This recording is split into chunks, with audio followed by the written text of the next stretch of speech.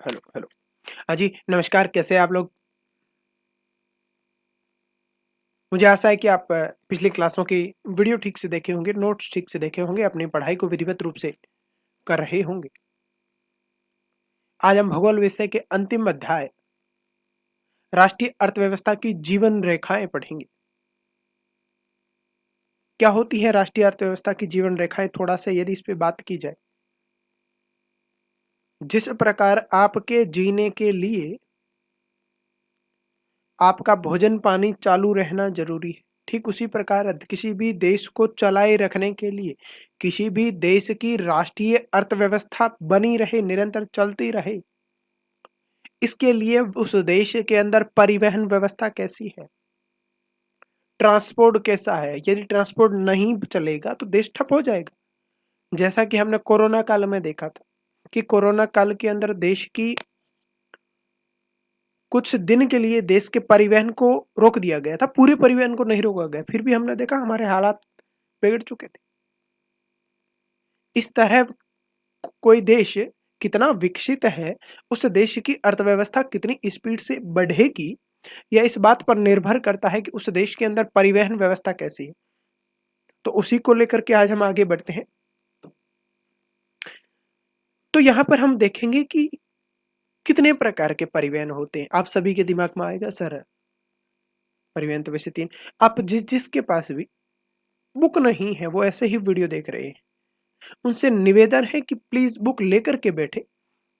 यदि आप पुस्तक अपने पास रख करके पढ़ेंगे तो ज्यादा चीजें अच्छी तरह से स्पष्ट रूप से समझ में आ पाएगी। अन्यथा होता यह है कि आप इधर वीडियो देखते हो, उधर याद आते नहीं है। और मैं तो यह तक कहूंगा कि अपने एक छोटी सी नोटबुक साथ में रखिए, जिससे आप उसमें भी नोट्स, ये वाले नोट्स उधर कॉपी कर लीजिए, या फिर इसमें भी यदि आप मॉडिफाई कर सके तो करते रहिए, पढ़िए। एग्जाम नजदीक है, दिन बीतने थे वो तो बीत गए, दिसंबर आ चुका है। दिसंबर, जनवरी और फरवरी, फरवरी में सीबीएसई के एग्जाम है और मार्च से शुरू हो जाएंगे आरबीएसई के और अदर स्टेट के जो एग्जाम है, बिहार बोर्ड, यूपी बोर्ड के और अदर स्टेट के। तो सीबीएसई वालों के तो इतना नहीं है, और बाकी वालों की स्थितियां थोड़ी वैसे ही रहती है कि नंबर एसएसटी में कम ही देते हैं, या आप उधर टोरे मार आते हो। या उसके अलावा यदि कोई यूपीएससी स्टूडेंट इस चीज को देख रहा होता है तो उसके लिए भी इंपॉर्टेंट हो जाती है चीजें।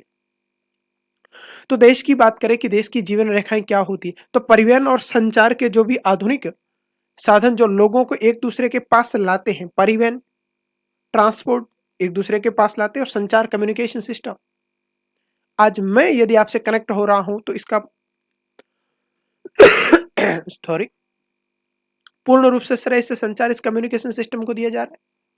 सामने कैमरे लगे हुए, यहाँ लाइट है, और स्टूडियो के माध्यम से ही तो मैं आपसे कनेक्ट हो पा रहा हूं। लोग एक दूसरे को पास में लाते हैं, राष्ट्रीय अंतर्राष्ट्रीय व्यापार में सहायता करते हैं। मैं कहूं व्यापार के अलावा भी जो सहायता कर लेते हैं वो कहीं ना कहीं राष्ट्रीय अर्थव्यवस्था की दूरी तो है।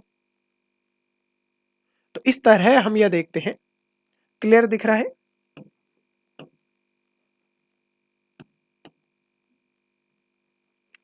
देश की जीवन रेखा परिवहन तथा संचार के आधुनिक साधन जो लोगों को एक दूसरे के पास लाते हैं तथा राष्ट्रीय अर्थव्यवस्था में सहायता करते हैं, उन्हें हम देश की जीवन रेखा कहते हैं। राष्ट्रीय अर्थव्यवस्था के व्यापार में सहायता कैसे? हमारे पास आज फोन है, तभी तो एक दूसरे का व्यापार पहले तय कर लिया जाता है कि इतना सामान ये करना, वो चीजें लेनी। आज संचार, कम्युनिकेशन सिस्टम के माध्यम से हमें पहले चीजें पता चल जाती है। हम एक दूसरे के पास आ रहे हैं ना, मैं नहीं जानता कि देश के किस कोने से कौन विद्यार्थी देख रहा है, पर हम दोनों को, एक शिक्षक को और एक विद्यार्थी को बीच में पास लाने का कार्य कौन कर रहा है? यह संचार व्यवस्था ही तो कर रही है। जो संचार व्यवस्था, जो परिवहन देश के लोगों को आसपास पास लाता है तथा देश के राष्ट्रीय अंतर्राष्ट्रीय व्यापार में सहायता करते हैं, वह समस्त तत्व, वह समस्त उपागम, वह समस्त वस्तु देश की जीवन रेखा कही जा सकती है। आपस में कनेक्ट करने वाले दोस्त, ताकि देश के लोग आपस में जुड़े रहे। परिवहन ने काटा, हमारे इस देश के कोविड काल के अंदर थोड़ा सा बंद क्या कर दिया, हमारे हालात बिगड़ गए। अब हम यहां पर एक शब्द है अंतरराष्ट्रीय व्यापार में सहायता, तो हम देखते हैं व्यापार करता कौन है, कौन होता है व्यापारी। आप कहोगे सर वो सारे व्यापारी है जिनसे हम वस्तुएं खरीदते हैं, हाँ वो सही है, पर शब्दों की भाषा में, शब्दों में एक व्यापारी को किस तरह पिरोया जा सकता है उसे हम यहां पर देखेंगे। व्यापारी किसे कहा जाता है? जो व्यक्ति उत्पाद को परिवहन के द्वारा उपभोक्ताओं तक पहुंचाते हैं उन्हें व्यापारी कहा जाता है। ठीक ही लिखा है यहां पर, मैं थोड़ा सा और बताता हूं।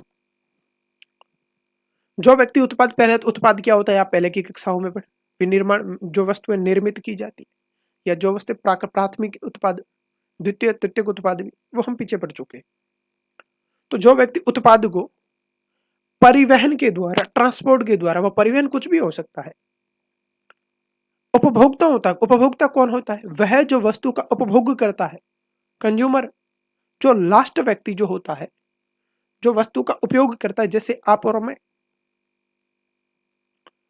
उन व्यक्तियों तक जो पहुंचाने का कार्य करता है उसे हम क्या कहते हैं? व्यापारी कहते हैं। अब हम आगे बात करेंगे कि किसी भी देश के विकास के लिए परिवहन के तीव्र साधन सक्षम होना आवश्यक है। जैसे ट्रांसपोर्ट स्पीड से होना चाहिए। हम देखते हैं कि जिन देशों की सड़कें, जिन देशों की रेल लाइनें, जिन देशों में जल परिवहन अत्यंत सक्षम है, वहां विकास भी बड़ी स्पीड से हुआ है। जैसे अमेरिका, ब्रिटेन, फ्रांस, जर्मनी, वहां की सड़कें खतरनाक पड़ी। हमारे नेता लोग भी कभी कभी कहते हैं ना कि हमारी सड़कें आने वाले टाइम के बाद सॉरी, अमेरिका की जैसी कर देंगे। इसका मतलब यह है कि सड़कें जितनी स्पीड से होगी, इसका मैं छोटा सा एग्जांपल देता हूं जिससे आप ठीक से समझ सके। यदि सड़कें अच्छी क्वालिटी की होगी तो उस पर स्पीड से वाहन चल सकेंगे, हमारा परिवहन सिस्टम अच्छा होगा। गाड़ी अच्छी क्वालिटी की होगी तो वो एक स्थान से दूसरे स्थान पर सामान बड़ी जल्दी से लेके चली जाएगी। जब जल्दी ले करके जाएगी तो वो काम भी जल्दी करेगी, उपभोक्ता पर जल्दी पहुंचेगी। साथ ही साथ लोगों को एक स्थान से दूसरे स्थान पर जाने में समय बच जाएगा। जब वो समय बच जाएगा तो दूसरे स्थान पर उस समय का उपयोग किया जा सकता है। जैसे मान लीजिए को कोई एक कर्मचारी है, उसको आने जाने में ट्रैफिक जाम में हालात खराब होते हैं, जैसे दिल्ली का हम देखते हैं कि 2-2 घंटे लग जाते हैं। यदि वही 20 मिनट में ट्रांसफर, तो जो बचा हुआ 1 घंटा 40 मिनट है वो ऑफिस के अंदर अच्छे से काम कर पाएगा। मान लीजिए मुझे घर से स्टूडियो आने के अंदर 20 मिनट का समय लगता है और जाम होकर उसमें और लग जाए घंटा, तो मेरे 40 मिनट खराब हो गए ना। मैं आपके साथ 40 मिनट लेट कनेक्ट कर पाया तो हमारा 40 मिनट रोजाना का तो जा ही रहा है। इस तरह से हम देखते हैं कि समय की भी बचत होती है अच्छा ट्रांसपोर्ट होने की वजह से। अच्छा ट्रांसपोर्ट होने की वजह से देश के विकास की मुख्य धारा में आ सकता है देश, विकास स्पीड से होता है। इसीलिए हम देखते हैं कि किस देश कितना स्पीड से विकसित करेगा, वहां का परिवहन सिस्टम यदि अच्छा है तो वो देश बहुत स्पीड से विकसित करेगा, ऐसी हम संभावनाएं जताते हैं। जिनका परिवहन सिस्टम, जिनकी सड़कें, जिनका रेलगाड़ी है, जिनका एयर जो परिवहन है, वायु परिवहन ठीक से नहीं है, वह देश अच्छी तरह से, या कहूं कि बहुत ज्यादा स्पीड में नहीं कर पाएगा विकास। परिवहन, संचार और व्यापार एक दूसरे पर निर्भर है। कैसे? यहां पर जो अगली लाइन हमारे यहां पर आई है कि परिवहन, संचार और व्यापार। पहले तो परिवहन और व्यापार तो हमें समझ में आता है कि सर परिवहन, ट्रांसपोर्ट जो होते हैं, गाड़ियों ट्रकों के अंदर, रेलगाड़ी के अंदर माल भर करके हम एक स्थान से दूसरे स्थान पर ले जाता है एक व्यापारी, तभी तो व्यापार करता है। पर संचार एक इस पर कैसे काम करता है? देखो, संचार वजह से व्यापारी के पास फोन होता है तभी तो वह दूसरे से कनेक्ट कर पाता है। या संचार, टेलीविजन, टीवी भी एक तरह का संचार है। उसके माध्यम से ऐड आप देखते हैं तभी तो आपको पता चलता है किस प्रकार की वस्तु भी निर्मित होती है। इसका उपयोग इस तरह से किया जा सकता है। यानी संचार क्या करता है कि व्यापार के और परिवहन में सहायता करता है, एक दूसरे पर निर्भर है। यदि संचार नहीं हो तो आपको पता ही नहीं चलेगा इस प्रकार की कोई नई वस्तु भी बनती है, इसका उपयोग इस प्रकार से किया भी जा सकता है कि यदि कोई वस्तु हो तो। इस तरह से हम यह देखते हैं कि परिवहन, व्यापार और संचार एक दूसरे पर निर्भर है। तीनों मैं कहूं कि एक टैक्सी के टायर हैं, यदि एक टायर नहीं हो तो बाकी वाले नहीं चलेंगे। यदि परिवहन नहीं होगा तो व्यापार नहीं होगा, वस्तु एक दूसरे से दूसरे स्थान पर नहीं जाएगी तो व्यापार नहीं होगा, व्यापार ही नहीं होगा तो परिवहन करके करोगे क्या?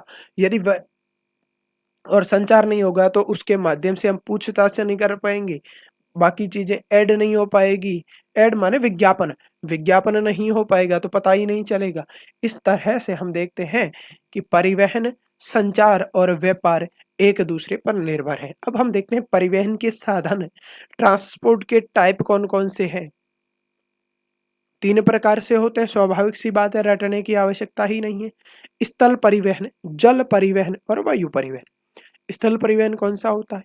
स्थल माने धरती, धरती के ऊपर किस प्रकार का परिवहन होता है? 3 प्रकार हम देखते हैं, एक तो सड़क परिवहन, एक रेल परिवहन और एक नया जो आया है वो आधुनिक परिवहन, सॉरी पाइपलाइन परिवहन की बात करते हैं।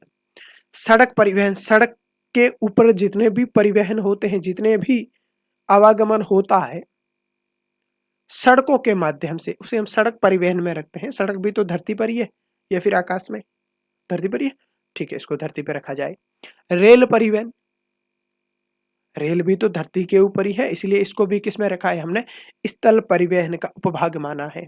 तीसरा पाइपलाइन परिवहन, पाइपलाइन भी तो धरती के, आप कहोगे सर हमने देखा कि कई बार समंदर के अंदर भी पाइपलाइन है, पर उसको हम नहीं जाएंगे इतना डीपली। दूसरा हम देखते हैं जल परिवहन। जल परिवहन को हम मुख्य रूप से 2 भागों में बांटते हैं। आप कहोगे सर इसमें 4 भागों में बांटो ना, 2 में ही क्यों बांट रहे? तो भाई एनसीईआरटी वालों ने 2 में ही बांटा है, हम 2 में ही बांटेंगे। तो आंतरिक जल परिवहन, देश के किसी भी जो भूमि होती है उसके मुख्य भाग के अंदर यदि कोई नहरें चलती हैं, कोई नदियां चलती हैं, उनके अंदर यदि कोई नावें चलाई जाती है तो उसे हम आंतरिक जल परिवहन के नाम से जानते हैं। दूसरा होता है समुद्री जल परिवहन, समुद्र के अंदर परिवहन। और हम देखते हैं किसी भी देश की सीमाएं समंदर के साथ लगती है तो वहां पर ज्यादा व्यापार की संभावनाएं रहती, क्योंकि समुद्र के माध्यम से दूसरे देशों के साथ हम सस्ता व्यापार, कम परिवहन लागत में व्यापार कर सकते। तीसरा हम देखते हैं वायु परिवहन मुख्य रूप से, और वायु परिवहन में भी हम मुख्य रूप से इसे 2 भागों में बांट सकते हैं। पहला घरेलू विमान, यहां पर अलग है क्या? ये लो लिखा हुआ है ना, घरेलू विमान, और दूसरा अंतर्राष्ट्रीय विमान के माध्यम से। और घरेलू में यदि हम देखें तो 2 भागों के अंदर है, सार्वजनिक तथा निजी। ये वाला येलो सार्वजनिक वाला इधर कर लेता हूं मैं, ये सार्वजनिक और ये निजी विमान सेवा के माध्यम से, इस तरह से। तो क्या मुझे बताओ, आपको समझ में आ गया कि परिवहन के प्रकार, 3 प्रकार के परिवहन, स्थल परिवहन, जल परिवहन और वायु परिवहन। स्थल परिवहन 3 भागों में, कौन कौन सा? सड़क परिवहन, रेल परिवहन तथा पाइपलाइन परिवहन। उसके बाद हमने देखा जल परिवहन को 2 भागों में बांटा, कौन कौन सा? पहला एक तो आंतरिक जल परिवहन और एक है समुद्री जल परिवहन। उसके बाद हमने वायु परिवहन देखा और वायु परिवहन को 2 भागों में बांटा, एक तो अंतर्राष्ट्रीय वायु परिवहन सेवा और एक घरेलू विमान सेवा। फिर हमने घरेलू विमान को 2 भागों में बांटा, एक बांटा सार्वजनिक प्राधिकरण के अंदर और एक बांटा हमने निजी प्राधिकरण के अंदर। यहां तक क्या समझ में आ गया?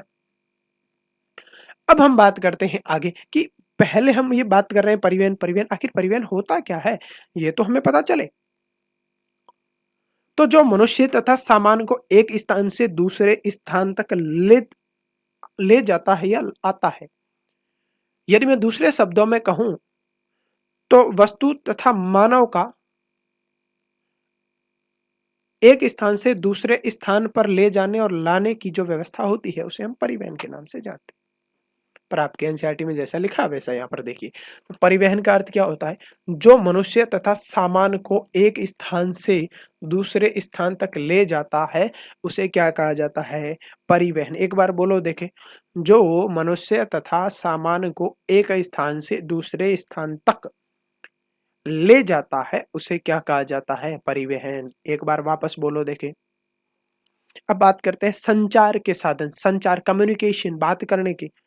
इसमें आजकल तो खूब सारे हो गए, फिर भी हम बात करें यदि बुक में जो चीजें लिखी गई है, वे साधन जो सूचना, समाचार एवं संवाद को एक स्थान से दूसरे स्थान तक ले जाती हो।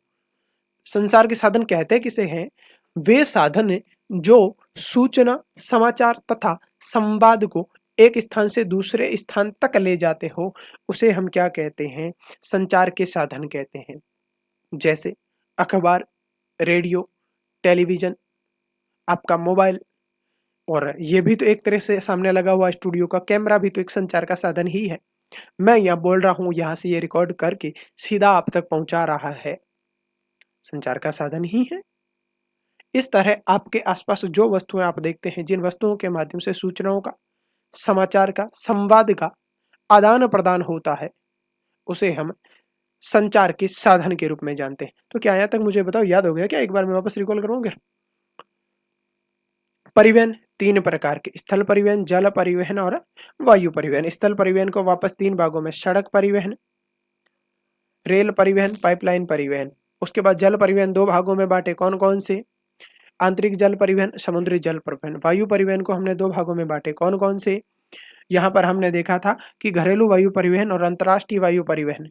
और घरेलू को भी हमने दो भागों में बांटा, निजी यानी कि स्वयं कोई प्राइवेट विमान चलते हैं तो वो, और एक सार्वजनिक। उसके बाद ये वाला अगर ढांचा याद हो गया तो आगे याद करने में थोड़ी सी आसानी हम सबको रहेगी। परिवहन किसे कहा जाता है? जो मनुष्य और सामान को एक स्थान से दूसरे स्थान पर ले जाते हैं, उन्हें परिवहन।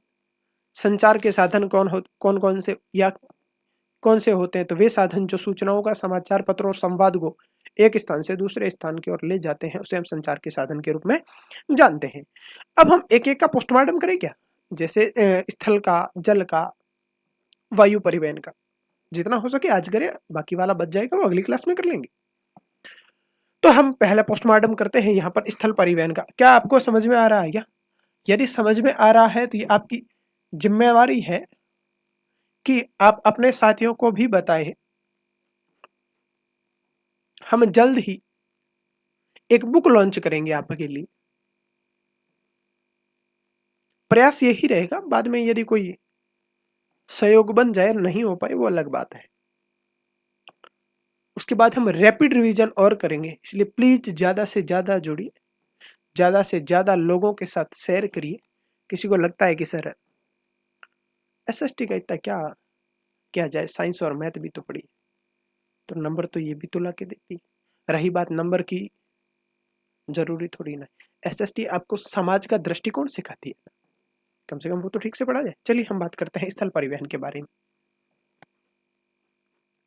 स्थल परिवहन, भारत विश्व के सर्वाधिक सड़क जाल वाले देशों में से एक है। सबसे पहले स्थल परिवहन में हमने देखा स्थल परिवहन तीन प्रकार के, रेल परिवहन, सड़क परिवहन, पाइपलाइन परिवहन। तो सबसे पहले हम बात करते हैं सड़क परिवहन की।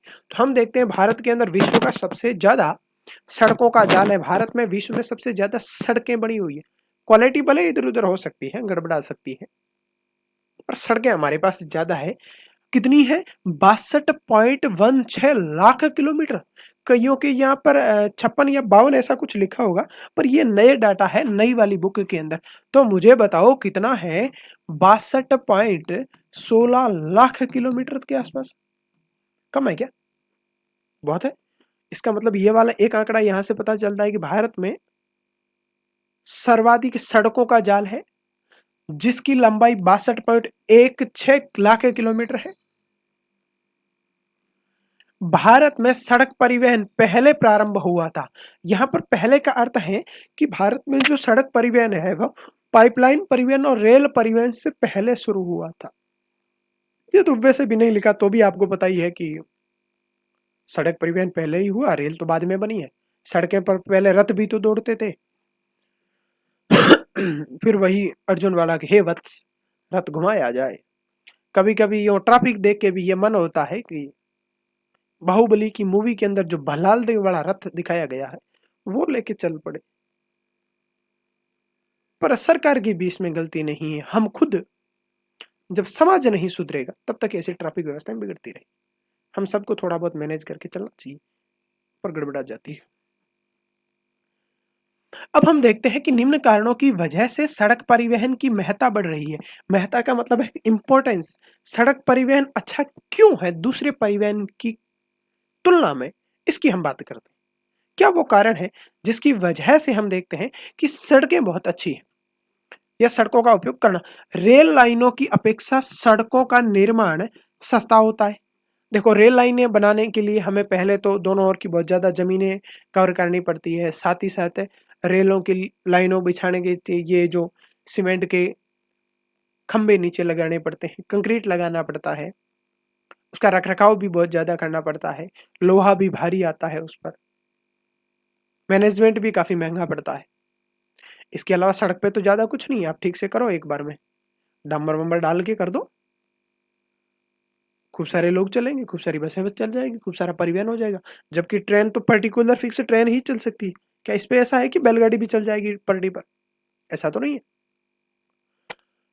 तो देखते हैं कि सॉरी, सड़क जो परिवहन है वो सस्ता पड़ता है रेल परिवहन की तुलना में, इसीलिए हम सड़क परिवहन की महत्ता को समझते हैं, सड़क परिवहन को ज्यादा से ज्यादा।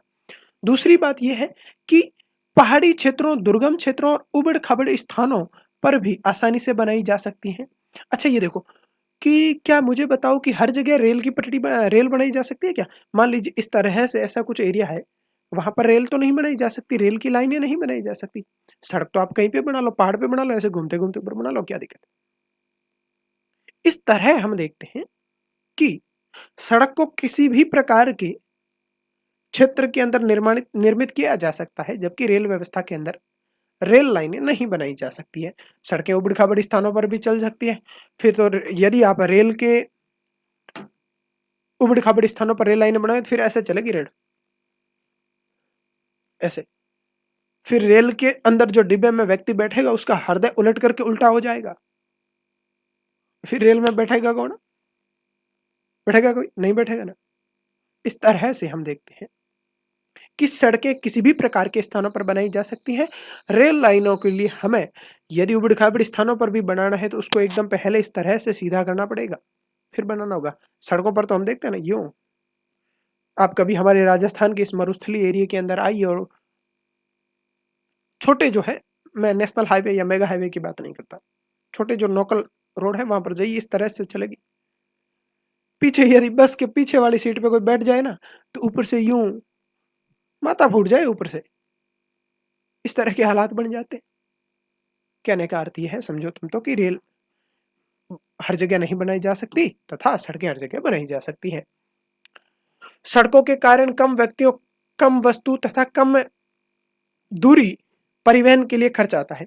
जैसे यहाँ पर है कि भाई रेल सड़क का जो है, कम व्यक्ति रेल परिवहन, एक व्यक्ति क्या रेल का उपयोग कर सकता है? नहीं करता ना, पर्टिकुलर कोई व्यक्ति नहीं कर सकता। तो जबकि सड़क पर तो बाइक वाला भी चलता है, ट्रक वाला भी चलता है, बस वाला भी चलता है, बैलगाड़ी वाला भी चल लेता है, साइकिल वाला भी चलता है। परंतु रेल पर ऐसा नहीं होता। तो कहने का अर्थ यह है कि सड़क के कारण कम व्यक्ति, कम दूरी। भाई सड़क तो आप यहां से मान लीजिए हाईवे, यहां से चढ़े, यहां से चढ़ के इधर उतर के चले गए आगे, तो सड़क कम दूरी में भी काम में ली जा सकती है, कम वस्तु में भी तो काम में ली जाती है। ऐसा तो है नहीं कि मालगाड़ी के अंदर कोई एक कटा डाला और उसको लेके घूम ली, चल ली, ऐसा हो सकता है? नहीं ना। पूरी मालगाड़ी भरती है तब जाके रवाना होती है। ट्रेनों के अंदर खूब सारे लोग होते हैं, खूब सारा उपयोग किया जाता है। तो हम देखते हैं इसमें खर्चा भी बहुत ज्यादा आता है ट्रेन के अंदर, तो जबकि सड़क परिवहन में खर्चा कम आता है। इसीलिए हम देखते हैं कि रेल की अपेक्षा जो सड़कें हैं वो अच्छी उपयोग में ली जाती, इनकी महत्वता अच्छी है। और अन्य जो परिवहन के साधन हैं, जैसे समुद्र की पतन तक, पोर्ट तक जाना, रेलवे स्टेशन तक जाना, एयरपोर्ट तक जाना, इन तक जाने के लिए हम सड़कों का उपयोग करते हैं। तो सड़कें अन्य परिवहन के लिए एक, मैं कहूं कि सहायक के रूप में, अन्य परिवहन साधनों में सड़क एक परिवहन, एक कड़ी के रूप में काम करती है।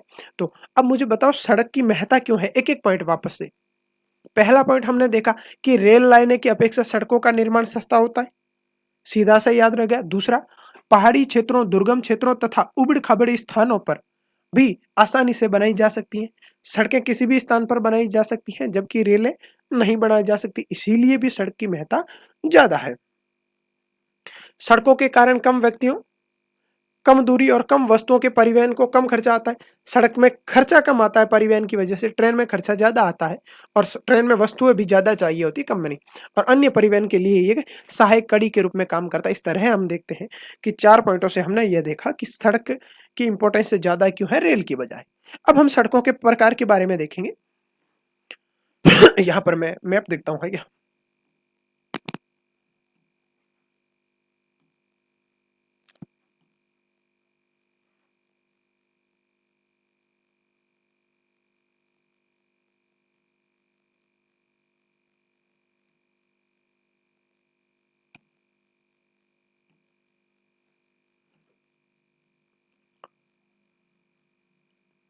आपके बुक में ये मैप है, जरा ध्यान से देखिएगा खोल करके। सड़कों के प्रकार के रूप में हमने सबसे पहले देखते हैं स्वर्णिम चतुर्भुज महामार्ग, महाराजमार्ग। एक शब्द आ रहा है स्वर्णिम चतुर्भुज, चतुर्भुज का अर्थ ही है चार है, कुछ चार का मामला तो है, ऐसा तो समझ में आ रहा है। चतुर्भुज के समझ लो, मैं चतुर्भुज बना देता हूं यहां पर।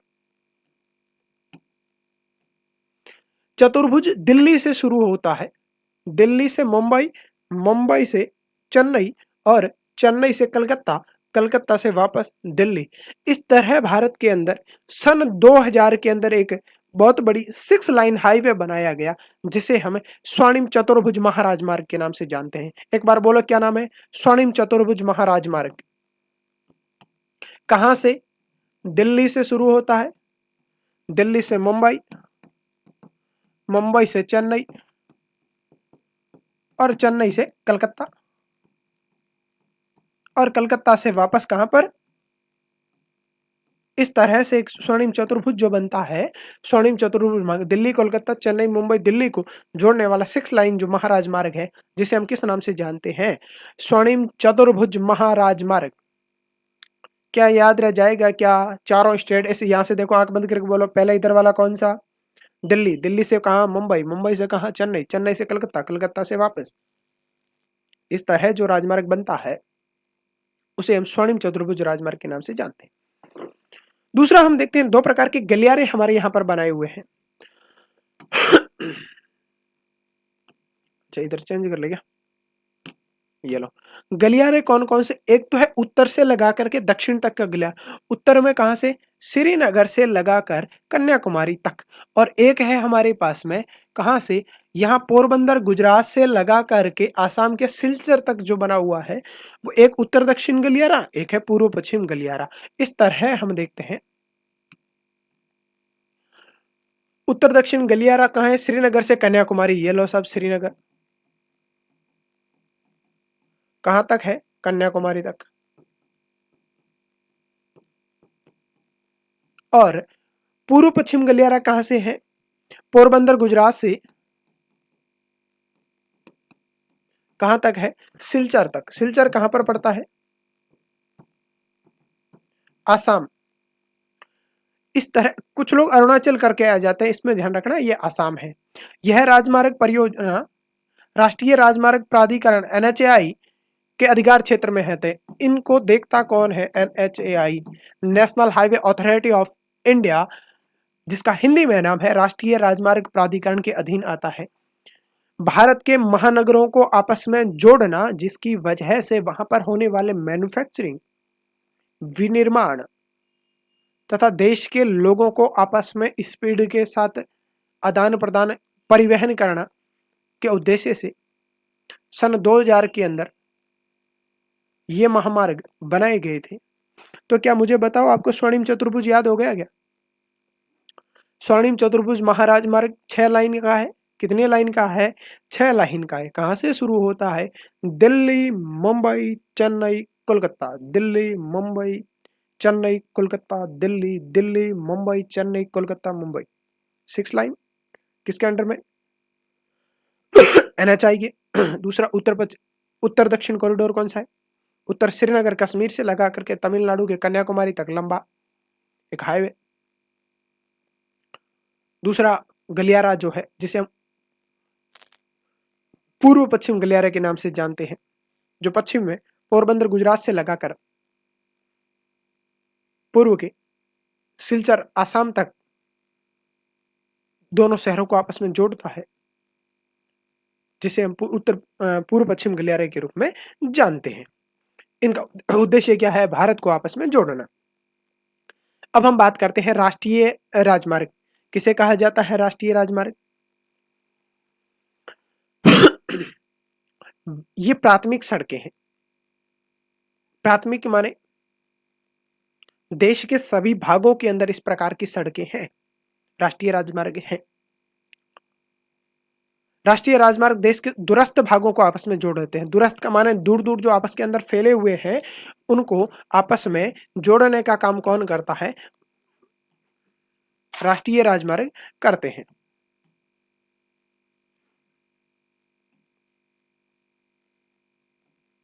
मान जैसे इस तरह से यहाँ भी है, इसको यहां से ऐसे जोड़ दे, जैसे ये वाले जो थे वो भी एक तरह से इस तरह से देश के हर कोने को आपस के अंदर जोड़ने वाले। आपकी बुक में दिया होगा, नहीं तो मैं अगली क्लास के अंदर ये सारी फोटो आपके सामने लेकर के आऊंगा। इनका रखरखाव केंद्रीय लोक निर्माण विभाग करता है। कौन करता है? केंद्रीय लोक निर्माण विभाग इसका रखरखाव करता है। तो मुझे बताओ, नेशनल हाईवे के बारे में हमने 3 पॉइंट कौन कौन से पढ़े हैं कि ये प्राथमिक सड़कें होती हैं। कौन सी सड़कें? प्राथमिक सड़कें होती। राष्ट्रीय राजमार्ग देश के दूरस्थ भागों को जोड़ता है। इनके रखरखाव का काम, दूरस्थ यानी दूर दूर के क्षेत्रों को जोड़ने का काम राष्ट्रीय राजमार्ग करता है। इसके लोक निर्माण विभाग यानी कि केंद्रीय लोक निर्माण विभाग जो होता है, CPWI, वो नेशनल हाईवे को रखरखाव को देखता है। तीसरा हम देखते हैं, पहला कौन सा देखा? स्वर्णिम चतुर्भुज महामार्ग। दूसरा राष्ट्रीय राजमार्ग।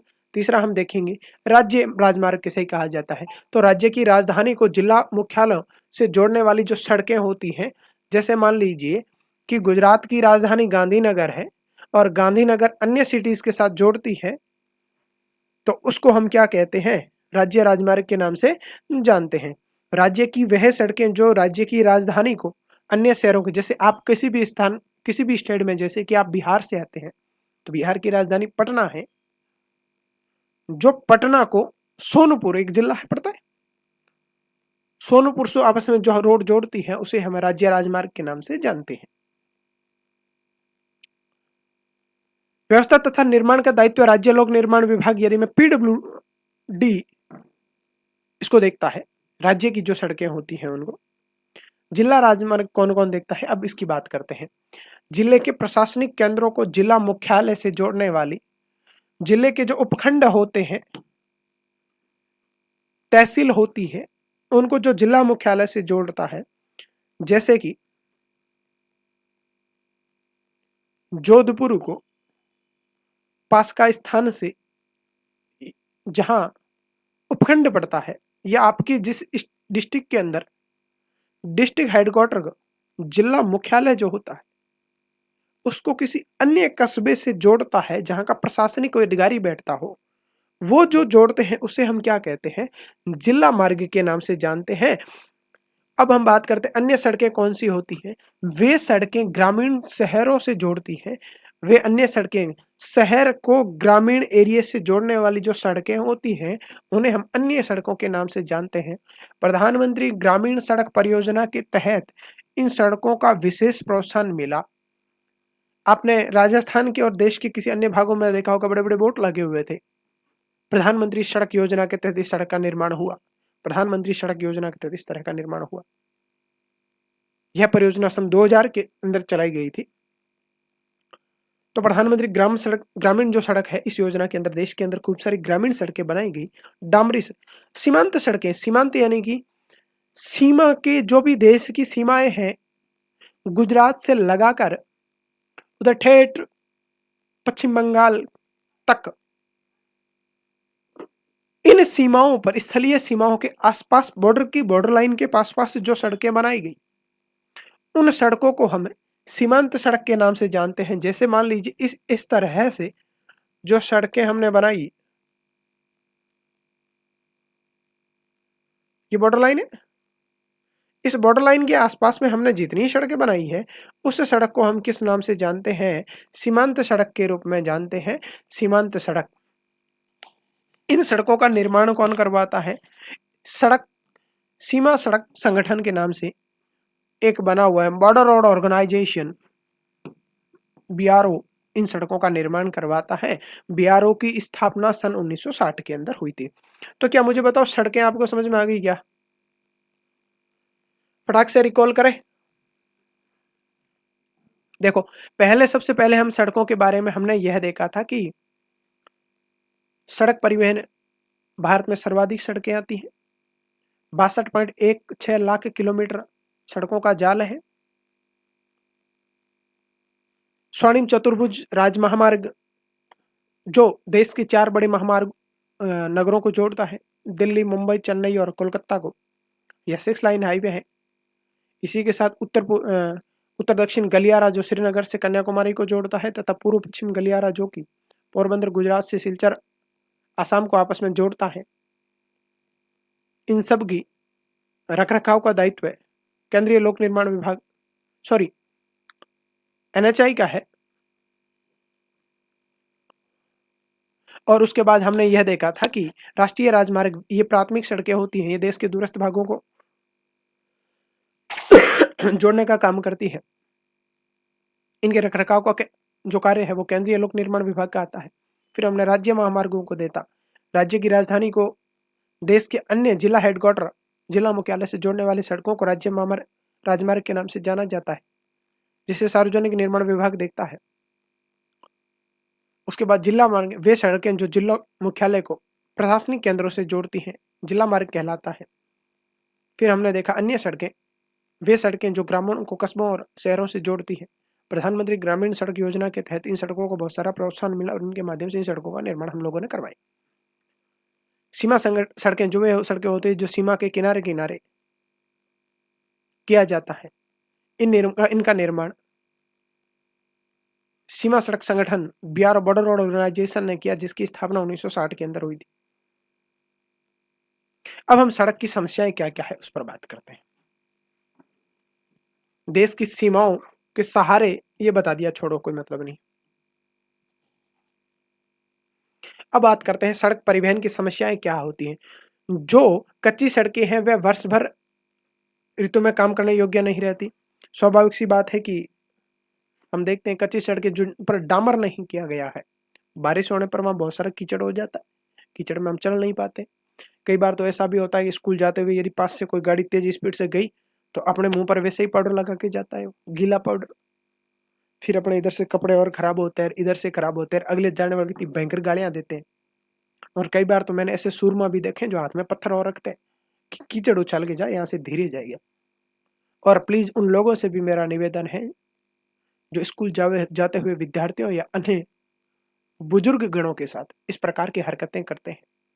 इसलिए प्लीज जब भी कभी सड़कों पर कीचड़ हो और यदि आपके पास गाड़ी है, अच्छी बात है, भगवान ने आपको गाड़ी दी, आप चलाइए, पर जो पैदल चल रहा है कम से कम उसका भी तो ध्यान रखिए। उसके ऊपर कीचड़ तो मत उछालिए, कितना बुरा लगता है। आप भी कभी बैठिए जाकर के।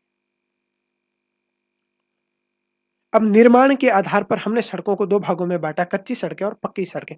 कच्ची सड़कों के बारे में तो हमने देखा। पक्की सड़कें वे होती है सीमेंट, कंक्रीट और तारकोल से निर्मित होती है। डामर और सीमेंट से जो सड़कें बनती है वो हमने किस में देखी, पक्की सड़कों के रूप में।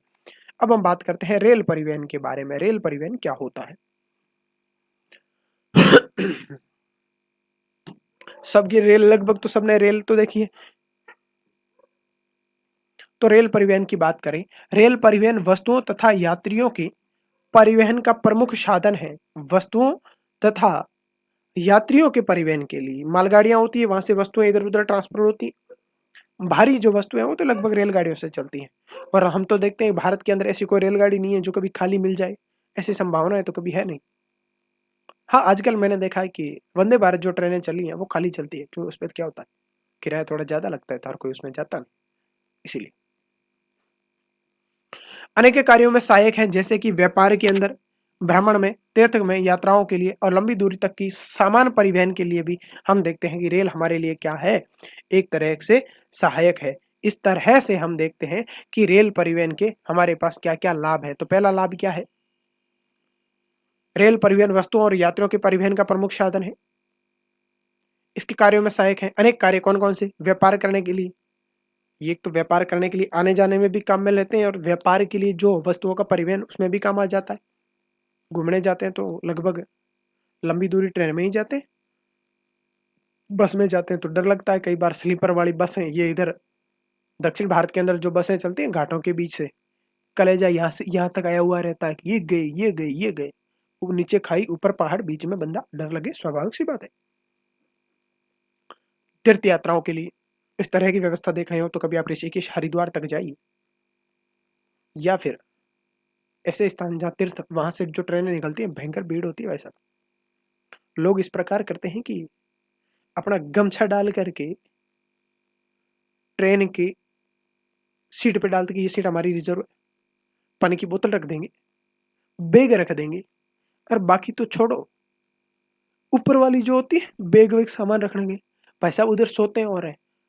और मैंने तो कई बार ऐसा, एक बार क्या हुआ कि मैं इधर से रिजर्व सेट के साथ जा रहा था हरिद्वार की ओर, ऋषिकेश, पिछली दिवाली, तो पास के अंदर कोई बहन जी आए और उन्होंने कहा भैया सहारनपुर से चढ़ी हूँ और आगे थोड़ा बहुत मुझे जाना है, हरिद्वार उतर जाऊंगी। मैंने कहा कोई बात नहीं, मेरी रिजर्व सीट है, मैं वैसे ही घंटे भर का मामला बैठा हूँ। थोड़ी देर उन बहन जी के साथ और भी कुछ महिलाएं थी, एक के साथ एक बैठी, एक के साथ ऐसे बैठी। ये पूरी सीट जो सोने की होती है, मैं यहाँ बैठा था, यहाँ मेरा बैग बड़ा था, मतलब रिजर्व सीट थी, तो मैं सोया हुआ था पूरी रात, सुबह उठ गया था। धीरे धीरे करके यहाँ से इस तरह महिलाओं ने मुझे सरकाया कि मेरी रिजर्व सीट से ही मुझे हटा दिया। अब का भैया कोई बात नहीं, हम बैठ गए, आप खड़े रहो, आपका तो वैसे ही स्टेशन आ रहा है। तो प्लीज भारत की ट्रेनों के अंदर इस प्रकार की व्यवस्थाएं हम देखते हैं कभी कभी हो जाती है, यात्री भार बहुत ज्यादा रहता है। तो हमने ये देखा कि ये किस काम के लिए आती है, तीर्थ के लिए भी इसको काम में लिया जाता है, लंबी दूरी की यात्राओं के लिए हम इसका काम में उपयोग कर लेते हैं। तो कौन कौन से कार्य, व्यापार करने के लिए, भ्रमण करने के लिए, तीर्थ पर यात्राएं और लंबी दूरी की यात्राओं के लिए हम ट्रेन का उपयोग करते हैं। देश के सभी भागों में जोड़कर राष्ट्रीय एकीकरण में सहायक है। अच्छा, ये जो पॉइंट है कि राष्ट्रीय एकीकरण में रेल जो है वो सहायक है, आप कहोगे सर कैसे? देखो, थोड़ा सा हम इसको समझने का प्रयास करते हैं। यदि हमारे देश में परिवहन नहीं होता तो क्या आपसे सुदूर उत्तर भारत के लोग दक्षिण भारत के अंदर तमिल बोलने वाले व्यक्ति को जान पाते क्या? क्या आसाम के अंदर रहने वाला व्यक्ति ठेठ राजस्थान के अंदर रहने वाले इस मरुस्थल को जान पाता क्या? आप कहोगे सर टीवी के माध्यम से देख लेते। अरे टीवी तो अब आया है, उससे पहले तो नहीं था। टीवी से देख लोगे तो भी इतना कुछ ज्यादा फर्क नहीं पड़ता। तो देश के अंदर जब लोग जाते हैं तो लोगों के साथ लोगों की संस्कृति भी तो जाती है। इस तरह हमने देश की सभी, इस ये भारत देश के अंदर अनेक प्रकार की संस्कृति पाई जाती है। जब देश की अनेक संस्कृतियों का आपस में मेल मिलाप होता है तो लोग एक दूसरे की संस्कृति से परिचित भी होते हैं और एक दूसरे की संस्कृति को अपनाते भी हैं, जिससे इस देश के एकीकरण में सहायता मिलती है, राष्ट्रीय एकीकरण में। भले उधर ठेठ अरुणाचल प्रदेश के अंदर बैठे हुए व्यक्ति, यदि वहां का रहने वाला व्यक्ति राजस्थान के स्टेट जैसलमेर वाले एरिया में आ जाए तो भी तो वो कहेगा कि ये मेरा भारत है। क्यों? वो यहाँ परिवहन के माध्यम से आया, वहां से यहाँ गया, भारतीय जो व्यापार है उसके माध्यम से हमने एक दूसरे की वस्तुओं को भी तो जाना। हम एक बार पढ़ते हैं कि विविधता में एकता है, मैं इसको गलत कहूंगा, एकता में विविधता है भारत के अंदर। पूरा भारत एक है, इसमें अलग अलग प्रकार की विविधताएं हैं। इसे आपको भी यदि कभी कभी कोई बोले तो विविधता में एकता कभी मत बोलना, ये उल्टा कहना कि सर हमारे यहाँ पर एकता है, उस एकता के अंदर विविधता है, तभी तो इतना बड़ा भारत, इतना विशाल भारत, अनेक प्रकार की बोलियां, अनेक प्रकार की भाषाएं, अनेक प्रकार की वेशभूषाएं, खान पान अलग अलग। उधर तमिल वाला बोले तो मुझे समझ में नहीं आए, पर मैं उसकी वेशभूषा देख करके ये बता देता हूँ कि हाँ मेरे भारत का रहने वाला व्यक्ति है। तो राष्ट्रीय एकीकरण में भी रेलवे ने, परिवहन ने अपनी भूमिका निभाई। उद्योग और कृषि के तीव्र गति के विकास के लिए भी उत्तरदायी है। उद्योग के लिए किस प्रकार? तीव्र प्रकार के विकास, जैसे कि उद्योगों के लिए कच्चा माल लाने का काम कौन करता है? रेल। तथा कृषि के लिए उर्वरक जो खाद होती है वही तो ज्यादातर रेल के माध्यम से ही परिवहन की जाती है, ताकि टाइम पर कृषि क्षेत्रों के, कृषि के खेतों के अंदर, कृषि फार्मों में टाइम से खाद पहुंच जाए। तभी तो कृषि का विकास बहुत स्पीड से होता है, और उद्योगों के पास कच्चा माल टाइम से पहुंच जाए इसलिए उद्योगों का विकास होता है, और उद्योगों के अंदर जो वस्तुएं निर्मित की जा चुकी हैं वो वस्तुएं टाइम से उपभोक्ता के पास पहुंच जाए, ये जो परिवहन का कार्य करती है ये भारत की रेल करती है। इसीलिए हम यह देखते हैं कि रेल जो है परिवहन है उसने देश की उद्योग और अर्थव्यवस्था कृषि के अंदर उद्योग और कृषि को विकास के लिए उत्तरदायी है, उसके अंदर वो प्रोत्साहन दे रही है। भारतीय रेल परिवहन को 16 रेल खंडों के रेल प्रखंडों में पुनः संकल्पित किया गया है। 16 भागों में, अलग अलग भागों में इसे बांटा गया है रेंज के अंदर, कि भाई इस एरिया के अंदर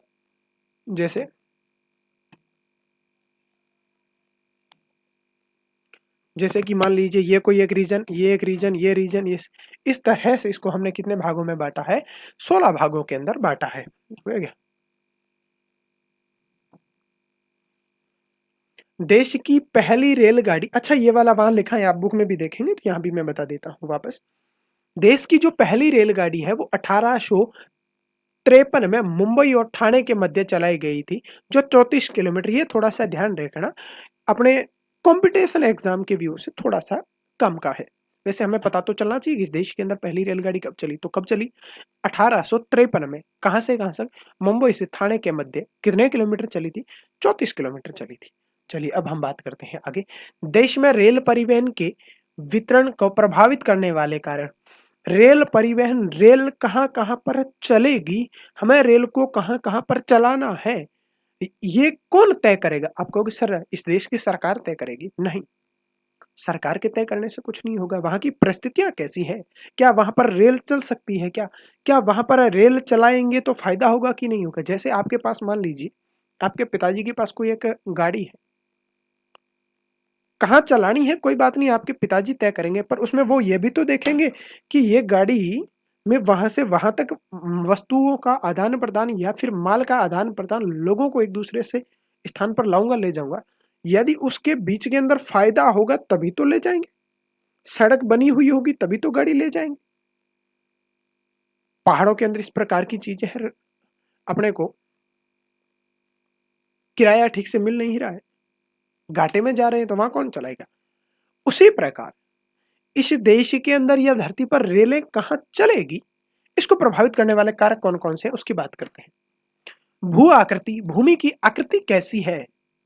आप कहोगे सर भूमि की आकृति से रेल का क्या लेना देना है? उत्तर भारत का जो समतल मैदान है वहां पर तो ट्रेन की जो पटड़ियां हैं, रेल लाइनें बनाने में ज्यादा समस्याएं नहीं आएगी, आराम से बनाई जा सकती, उनका रखरखाव ठीक से किया जा सकता है। जबकि एक ठेठ पहाड़ी इलाका देख लीजिए हिमालय क्षेत्र के अंदर, वहां तो रेल लाइनें बिछाने में बहुत बड़ी समस्या आ जाएगी, और अगर बिछा भी देंगे रखरखाव बहुत महंगा आ जाएगा।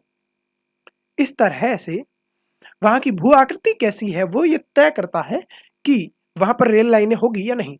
आर्थिक स्थिति, आर्थिक माने कहीं पर रेल चला रहे हैं और रेल घाटे में चल रही है, उसमें किराया जो लोग हैं वो उस रेल में चढ़ ही नहीं रहे हैं, पूरी ट्रेन के अंदर 4 लोग रोजाना आते हैं जाते हैं, क्या हो जाएगा? ट्रेन का डीजल भी जलता है, बिजलियां भी तो जलती है, उस कोच भी जलता है, ट्रेन रेल की पटड़ी का मेंटेनेंस भी तो लगता है। तो हम ये देखते हैं कि जहां ट्रेन चला रहे हैं क्या वे आर्थिक रूप से लाभ भी दे रही है या नहीं, इस तरह से हम देखते हैं। और देखते हैं कि प्रशासनिक के कारण भी, सरकार भी तो ये देखते हैं कि कई बार वहां पर चलाना प्रशासनिक रूप से भी सही है या नहीं। बॉर्डर लाइन के पास चलाते हैं और वहां डर भी रहता है, जैसे पाकिस्तान और हिंदुस्तान के बीच में रेल लाइनें चल रही थी, पहले ट्रेन चलती थी, आज बंद है, क्योंकि प्रशासनिक कारण से हमारी वहां ठीक से नहीं बनती है। इस तरह हम देखते हैं कि वहां का प्रशासनिक कार्य व्यवस्था ठीक से चल रही है या नहीं, यदि ठीक से चल रही है तो वहां पर हम देखते हैं।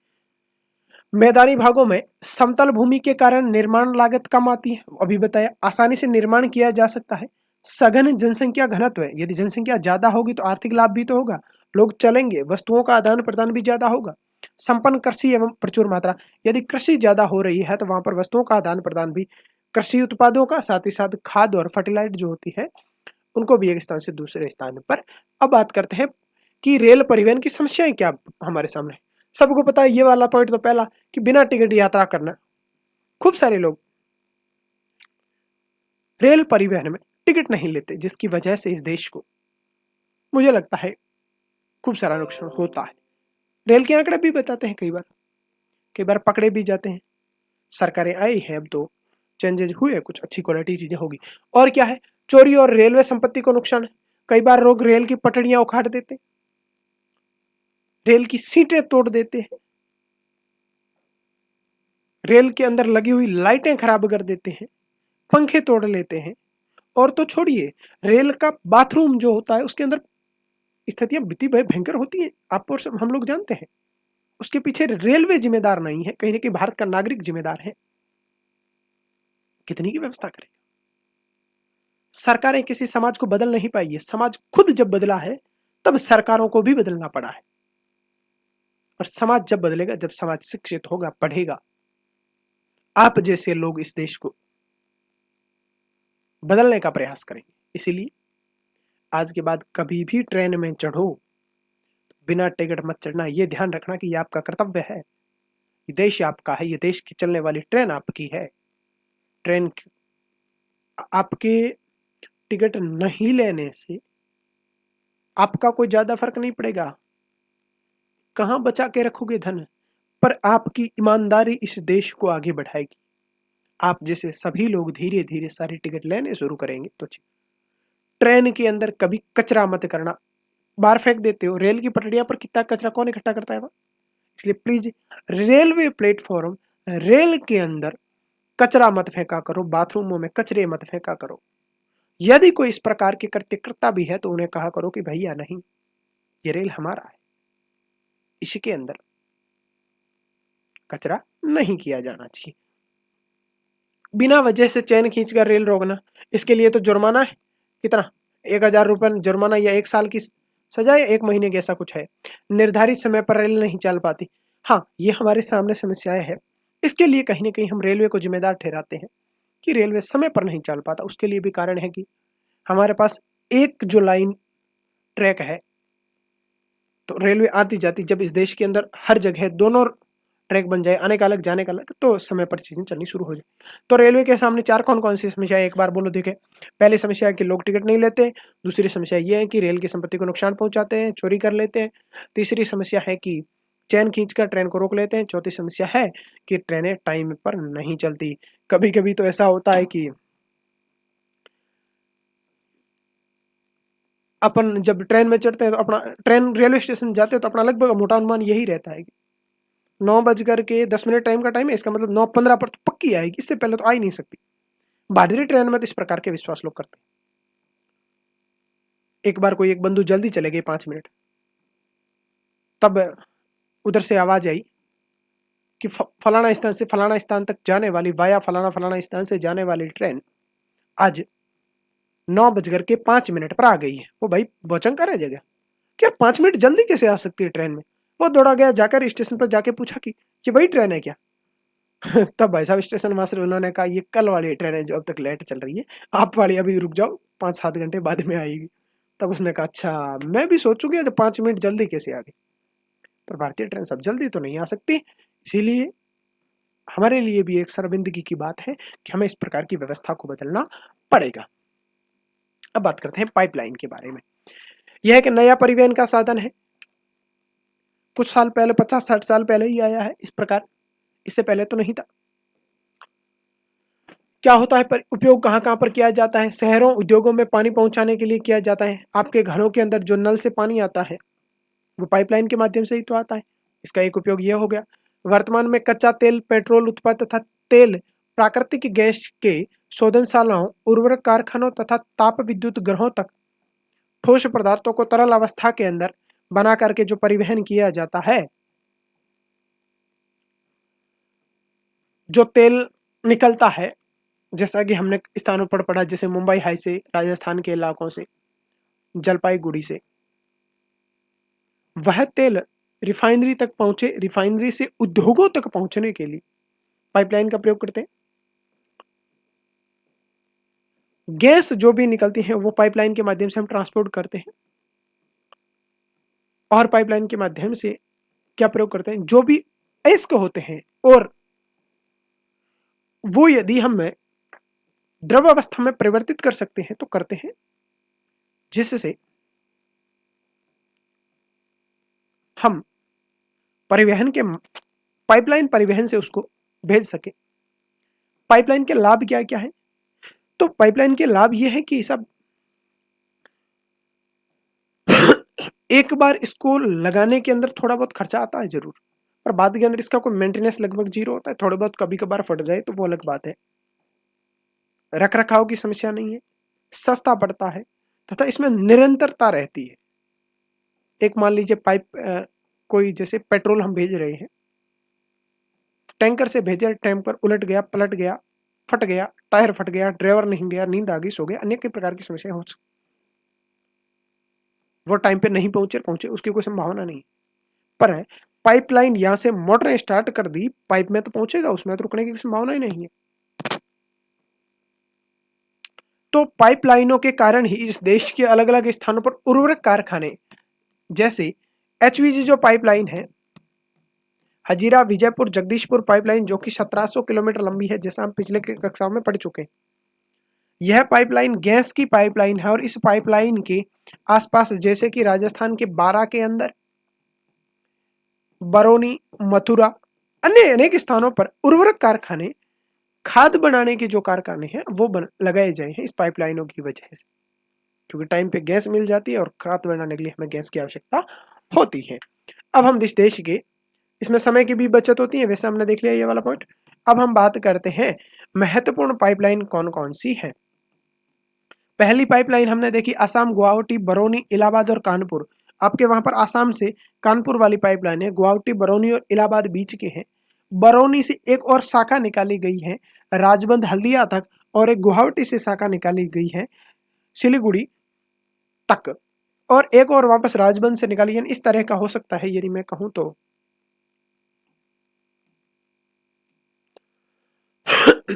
सॉरी,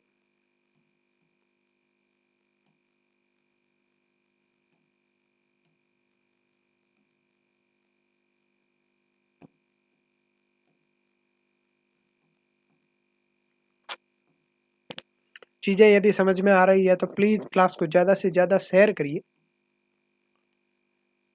तो हम देखते हैं कि आसाम से लगा करके कहां तक है, ये लो सब कानपुर तक ले आए हम। गुवाहाटी, बरौनी, हल्दिया, यहाँ तीनों पर आ गए। जैसे बरौनी यहाँ आ गया, गुवाहाटी इधर आ गया और इधर आ गया अपने, इस तरह से राजबंद और हल्दिया तक, यानी इस तरह यहाँ से भी कुछ यहाँ पर आई हुई है, यहाँ और वापस यहाँ से सिलीगुड़ी तक। इस तरह से ये पाइपलाइन का जो जाल है वो है। दूसरी पाइपलाइन कौन सी हम देखते हैं, गुजरात, कौन से गुजरात से कहां पर, सलाया, वीरगाम, मथुरा, दिल्ली, सोनीपत और जालंधर तक, यानी गुजरात से जालंधर पंजाब तक जो पाइपलाइन फंसी हुई है वो। तीसरी एचवीजे, हजीरा, विजयपुर और जगदीशपुर पाइपलाइन के माध्यम, यहां तक हम देखते हैं। अब हम बात करते हैं, ये वाली पहले पढ़ चुके, ज्यादा पढ़ने की आवश्यकता नहीं, देख लेना। जल परिवहन की बात की जाए तो भारतीय प्राचीन काल से जल परिवहन का उपयोग करते आ रहे हैं। हमने, आप में से यदि लोगों ने रामायण देखी है तो उसमें यह देखा है कि भगवान राम को केवट नाम के एक व्यक्ति नाव में बिठा करके पार करवाते हैं। इसका मतलब जल परिवहन का हम प्रयोग प्राचीन काल से करते आ रहे हैं। महाभारत में भी हमारे पास ऐसे कई प्रसंग आते हैं कि पांडव जब अज्ञातवास निकाल रहे होते हैं तब लाक्षागृह ग्रह से निकलने के बाद एक नदी के किनारे निकलते हैं और नदी में नाव में बैठ करके दूसरे स्थान पर चले जाते हैं। सॉरी। तो भारत के अंदर इस तरह के प्राचीन काल से हम जल परिवहन का उपयोग करते हुए आ रहे हैं, और प्राचीन काल के इतिहास में हम पढ़ते भी हैं हिस्ट्री के अंदर की केरल के राजेंद्र चोल, चोल खाड़ी के नाम से बंगाल की खाड़ी को बना देते हैं, और वहां खूब सारे हिस्ट्री की कहानी, यदि हिस्ट्री पढ़ाऊंगा तो उसमें आएगा तो मैं बता दूंगा। जल परिवहन परिवहन का सबसे सस्ता साधन है। इसमें बड़े भारी जो वस्तुएं होती हैं उनको आसानी से परिवहन किया जा सकता है। भारी परिवहन के अंदर साई के हम देखते हैं कि बड़े बड़े शिप जहाजों पर सामान लद के आता है कि इसमें 1200 कंटेनर, उस पर 1000 कंटेनर लदे हुए, 1000 कंटेनर कर समझते हो, एक गांव पूरा का पूरा। इतने बड़े बड़े प्रकार की नावें, शिप बनाई जाती हैं, जहाज बनाए जाते हैं, और ये पर्यावरण के अनुकूल भी है, इसमें ज्यादा पर्यावरणीय हानि नहीं होती है। हमने देखा कि दो प्रकार का होता है, एक समुद्री और एक आंतरिक। आंतरिक के अंदर हम देखें तो इसके अंदर हम देखेंगे कि अंतःस्थलीय नौ संचालन मार्ग हमारे पास कितना है, 14,500 किलोमीटर। कितना है, 14,500 किलोमीटर। और 5,685 किलोमीटर मार्ग ही मशीनीकृत नौकाओं द्वारा तय किया जाता है। मशीनीकृत नौकाएं कितना, 5,885। ये जो है मार्ग, वो मशीनें, बोट जो होती है, जो इंजन से चलती है, उस प्रकार की नावें केवल कितने किलोमीटर में चलती है, 5,685 किलोमीटर में। जबकि हमारे पास नौ संचालन का, नावें चलाने का मार्ग कितना है, टोटल 14,500 किलोमीटर मार्ग हमारे पास है। भारत में राष्ट्रीय जल मार्ग कितने हैं, पहले याद रखना, भारत में राष्ट्रीय जल मार्ग 5 हैं। मैं पिछले काफी दिनों से, छोड़ो, नहीं बतानी चाहिए इधर। तो हम देखते हैं राष्ट्रीय जलमार्ग संख्या 1 कहां से कहां तक है। यह हल्दिया इलाहाबाद के मध्य, हल्दिया और इलाहाबाद के मध्य है, गंगा नदी पर है, जिसकी लंबाई 1620 किलोमीटर है। ये थोड़ा सा याद रखना। तो पहला नेशनल वाटरवे कौन सा है, गंगा नदी पर हल्दिया से इलाहाबाद के मध्य पर है। दूसरा राष्ट्रीय राजमार्ग सादिया से, ये सदिया नहीं है, सादिया, ध्यान रखना भाई, है ना, सादिया से धुबरी तक है, जो कि ब्रह्मपुत्र नदी पर आसाम के अंदर स्थित है। कहां पर है, जो 891 किलोमीटर लंबा है। राष्ट्रीय राजमार्ग जल मार्ग कौन सा, 3, कोट्टापुरम से कोल्लम तक, उद्योग मंडल से, ये क्या लिखा है इन्होंने, चपकारा नहर तक, जो कि 205 किलोमीटर लंबा है, केरल के पश्चिमी तट नहरों के रूप में।